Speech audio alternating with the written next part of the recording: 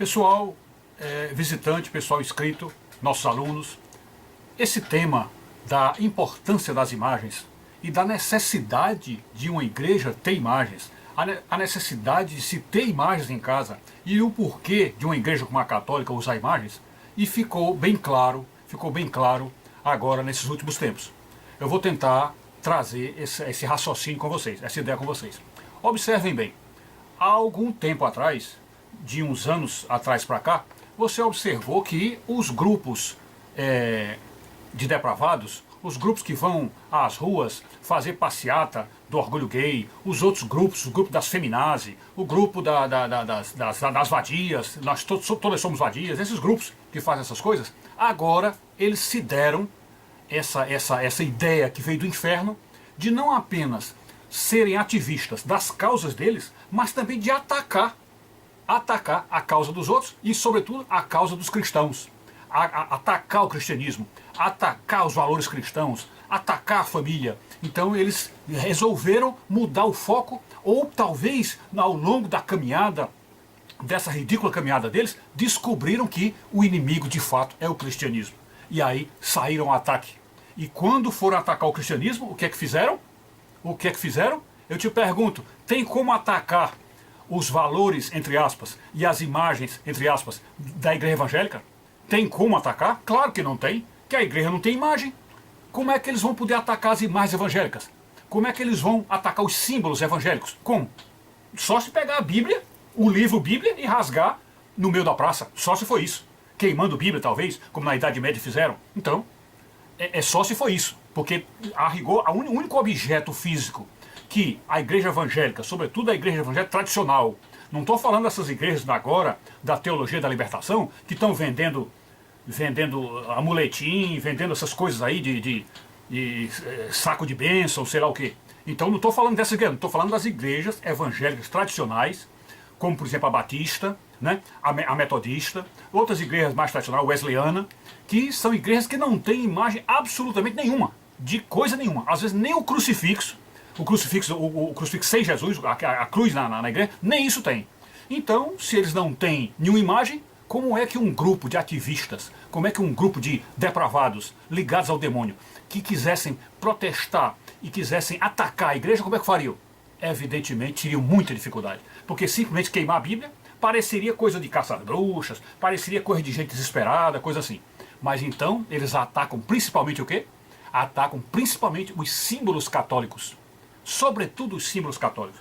E os símbolos principais do catolicismo é o quê? O Cristo crucificado, ou o Cristo, a estátua do Cristo, o Cristo em si, ou então Nossa Senhora, a estátua de Nossa Senhora, ou as imagens que retratam as várias Nossas Senhoras, as várias aparições de Nossa Senhora. Então eles atacam isto. E aí você observa agora, recentemente, lá na exposição lá do Cultural, Santander Cultural, que é um banco certamente ligado ao demônio, para promover uma exposição daquela. Ali naquela exposição, vocês vão ver, vou deixar a imagem, fizeram as piores esculhambações, as piores detratações, xingando de todas as formas, sobretudo a religião católica, os símbolos do catolicismo, escrachando mesmo, e evidentemente com isso, esses depravados estavam pensando que estavam lutando contra todo o cristianismo. E a rigor para nós é assim, eles estavam lutando contra o cristianismo. Mas para os evangélicos, dá a impressão de que eles estavam lutando somente contra símbolos católicos, ou somente contra o catolicismo em si. Então observem os erros lamentáveis que vêm desta visão da exclusão completa das imagens, né? do culto. Então, lá no Santander fizeram isso. Depois foram para um museu, se eu não me engano, um museu de arte moderna, não sei se lá em São Paulo, em Minas, foi uma outra exposição que foi, onde colocaram um homem nu com criança vendo ou tocando, coisa que o valha. E outros símbolos religiosos que apareceram lá, todos símbolos religiosos católicos. E ainda nos lembramos de uma passeata do orgulho gay aí alguns anos atrás, onde vocês vão ver a foto aí,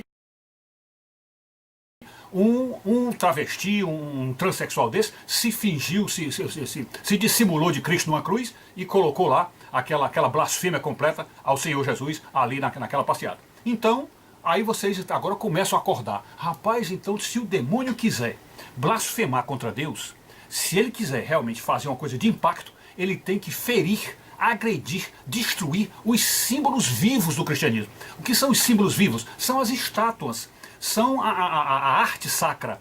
É aquilo que os cristãos, que são artistas, os artífices, aquilo que eles fazem. Na sua dedicação, são as estações da Via Sacra, são todas feitas em gesso, em estátua, é o Cristo na cruz, é passagem da vida de Jesus, tudo isso é retratado em forma de escultura, portanto de arte.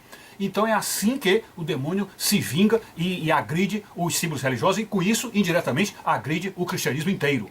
Porém, a igreja protestante não tem isso. Não tem, porque para ela imagem nenhuma vale. Nada que seja de matéria, nada que seja feito pela mão humana, nada vale. E aí, portanto, eles ficam à mercê desse xingamento do demônio, como se o demônio estivesse dizendo assim, não, eles já são nossos, não precisa xingar as coisas dele não, que eles já são nossos, eles não precisam de xingamento não, eles já estão lá no nosso bolso, guardados para o fogo eterno. E aí vão atacar o catolicismo. Agora o principal que a gente vai ver nisso, que é para, vamos dizer, arrematar com chave de ouro essa questão da importância das imagens, observe bem, as imagens são tão importantes, e é tão crucial, tão fundamental, que a igreja tenha isso, porque o próprio Deus deu exemplo. Vamos ver onde foi que Deus deu exemplo. Observe que Deus, o sumo criador do universo, o sublime, o todo-poderoso, que a Escritura Sagrada diz que é Espírito puríssimo, o Senhor, a rigor, não precisa de corpo, não precisa de matéria, não precisa da tridimensionalidade para existir e para se representar, não precisa, tá certo? Porém nós sabemos que o Espírito Santo, aliás nós sabemos que Deus é três deuses em um só, portanto é um Deus tripessoal. São três pessoas num só Deus, que é dentro do mistério da Santíssima Trindade, do dogma da Santíssima Trindade. Então é um Deus em três pessoas.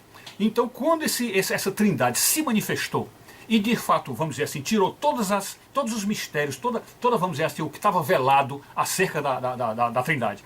Quando a Trindade decidiu tirar esse véu completo e aparecer aos homens, o que foi que aconteceu? Veio então o episódio de Moisés, quando o Senhor apareceu na sarça ardente. Observem lá que a sarça ficou com aquele fogo, que é um fogo que não queima, e Moisés viu, ali já a manifestação do Deus Pai. Aí em Cristo veio a manifestação da segunda pessoa da Trindade, o Filho de Deus gerado e não criado. Então esse Filho de Deus, o incriado, aquele que já estava com o Senhor, resolveu assumir a figura humana. Então para isso ele teve que fazer o quê? Usar-se da matéria, ele teve que pegar a matéria que ele mesmo criou, se vestir dela, entrar dentro da matéria para estar conosco e aparecer conosco de forma tangível, visível, concreta.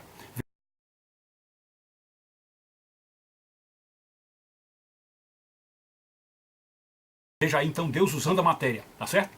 Então ainda sobra um parênteses, uma hipótese do evangelho protestante dizer assim, ora, mas Deus é espírito e importa que os que o adorem em espírito e em verdade. Como se nessa adoração nenhuma matéria devesse entrar na igreja. Só que o Cristo, quando veio, usou a matéria, virou matéria e esteve entre nós como matéria. E mais ainda, onde foi que ficou a desnuda essa questão de Deus usar a matéria? Ora, o próprio Espírito Santo, que todos nós conhecemos como o Espírito elevadíssimo, o Espírito poderoso do Senhor, o Espírito puríssimo, aquele que é somente Espírito. Como foi que esse Espírito Santo, já que havia a proposta da revelação da Trindade, a Trindade estava se revelando para a humanidade, como foi que esse Espírito Santo se revelou? Como foi? Ora, vocês se lembram do batismo de Jesus? Vocês se lembram? No batismo de Jesus, quando aquela voz de Deus Pai ouviu-se lá nos céus, este é meu filho amado, a ele ouvi, o que foi que aconteceu então? Ou em seguida, veio uma pomba, um pombinho, desceu e pousou no ombro de Jesus, quando essa voz apontou Jesus como Filho de Deus, e portanto aquele pombinho foi o quê? O próprio Espírito Santo, Espírito puríssimo, Espírito invisível, Espírito intangível, se usa da matéria, usou da matéria, transformando-se num pombo, para que a Trindade ficasse bem clara. E a Trindade ficou clara como? O Deus Pai da sarça ardente, o Deus Pai da voz do céu, o Filho ali presente em carne e osso e também em carne o Espírito Santo em forma de pombo. E isso foi visível para todos. Significa dizer que Deus usa a matéria para transparecer, para aparecer, para estar conosco, para ser tangível, para estar à altura dos nossos sentidos. Então, aí temos a perguntar isso. Se o próprio Deus usa a matéria para que nossos sentidos o captem e tenham condições de entendê-lo, de cultuá-lo, de estar próximo dele, de tocar nele, se o próprio Deus fez isso, por que nós, seres humanos, seres espirituais, discípulos de Jesus, não podemos ter estátuas para conduzir a visão, conduzir os sentidos, para nós percebermos o que é a Santíssima Trindade, o que é as coisas do Espírito, o que são as coisas do Espírito. Então, por que nós não podemos fazer isso? Então, é algo de se pensar e nós deixamos as imagens para vocês verem, e aí está a nossa conclusão de que o uso da imagem é importantíssimo, é fundamental, ele é inclusive necessário, a pregação do Evangelho fica carente sem eles, e o próprio Deus nos deu exemplo disso. É isso. Qualquer outra lembrança que nós tivermos sobre isso, nós voltaremos a fazer o vídeo. Muito obrigado. Um detalhe que eu lembrei, é que na ocasião do nascimento de Jesus, como o Espírito Santo ainda não tinha aparecido em forma tangível, em forma corpórea, em nenhum momento, né? Não havia aparecido de forma alguma, ele ainda estava velado, ele realmente só se desvela no batismo de Jesus. Então a Escritura Sagrada, ao mencionar o Espírito Santo, observe bem, ela dá uma característica do Espírito Santo que só a imagem pode fazer. Só a imagem.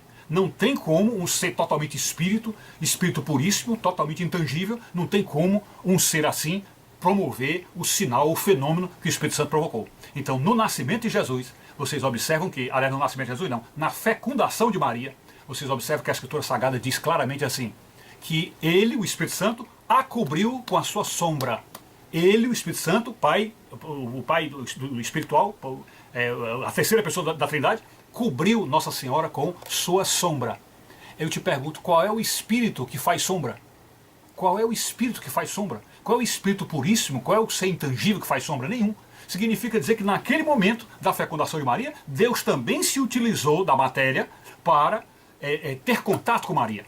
Porque, evidentemente, só a matéria pode provocar sombra. Então, é mais uma prova de que Deus usa a matéria e que realmente habilitou ou nos habilitou para fazermos isso, porque estamos vivendo uma nova aliança. E na nova aliança, todas as coisas já passaram, tudo se fez velho, e, portanto, tudo que o Velho Testamento fala contra as imagens, evidentemente eram exortações contra as idolatrias dos judeus para aquelas imagens, porque realmente eles confundiam a criatura, o Criador com a criatura. Então isso de fato havia. Mas nós não. Uma vez que fomos revelados por Deus, revelados pelo Espírito Santo, e tivemos a fé no próprio Senhor Jesus, e o próprio Senhor Jesus veio para nos ensinar, então não há como nós confundirmos as coisas. As imagens merecem de nós, no máximo, veneração. No máximo, veneração. E nada mais do que isso. Então, portanto, não há idolatria alguma, não há adoração de imagem nenhuma, e pelo contrário, o nosso uso das imagens é um uso evangelístico, porque ele tem um caráter didático para ensinar as pessoas da igreja as estações da via sacra, o sofrimento de Jesus, o que é que ele fez para nos salvar, e tudo isto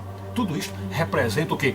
A salvação para as pessoas. É uma forma de levar, ensinar a salvação para as pessoas. Está aí então a importância das imagens. É isso. Muito obrigado.